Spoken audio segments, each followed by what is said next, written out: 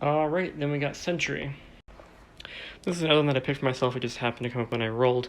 So this is the origin of Sentry, and its main job is to explain why a hero like him was never known about in the world. Here is the creative team.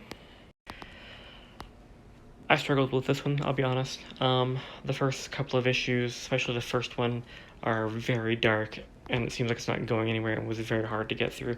They do start getting better around 4 and 5, which are the last 2 issues, so the first 3 are a little bit of a struggle, but it does a lot to explain everything. So ultimately, he starts sensing a villain called the Void is coming back, and he gets his memory jogged that he was once a Sentry. And he starts going out trying to figure out what happened and why he's not the Sentry anymore. And as he finds out more and more information, his clothes start to change to be the Sentry, because he pins a cape to his back with not safety pins, just the clothesline pins. And eventually those turn into the lightning bolts and everything. So what we end up finding out here is that for some reason Reed Richards made it so the world forgot Sentry, and he framed the Sentry for something and pretended the Sentry was dead and had a funeral and everything for it. For him, not for it. And a lot of other heroes are involved in one or the other, although none of them remember why or how. And you find out that Reed Richards was Sentry's best friend, in fact. When he remembers who the Sentry is, he's just dumbstruck and he's like, we gotta find out what happened.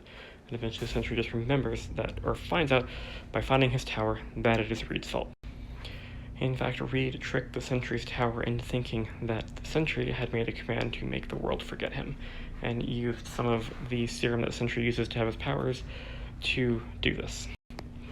And then it ends with the Sentry getting rid of that in the tower, and then the whole entire world remembering him, like people seeing posters that they hadn't seen in a while, his tower reappearing, people noticing that they have costumes in their closet dedicated to him, stuff like that. It's actually kind of cool.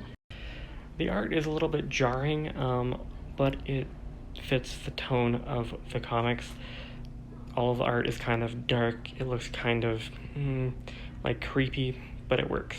Here, when those clothespins change, this page just has a really good use of color. Definitely appreciate it. And it's him talking to Professor X.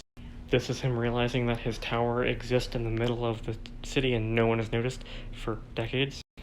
So this comic only achieves the goal that I mentioned. It only explains why the world does not know that Sentry existed for decades. He does not fight the Void. They are prepping at the end of it, but it never goes into that. It only explains that first bit. So if you want to read that, read that. Like I said, the first 3 issues are kind of hard to get through, but I would still recommend it.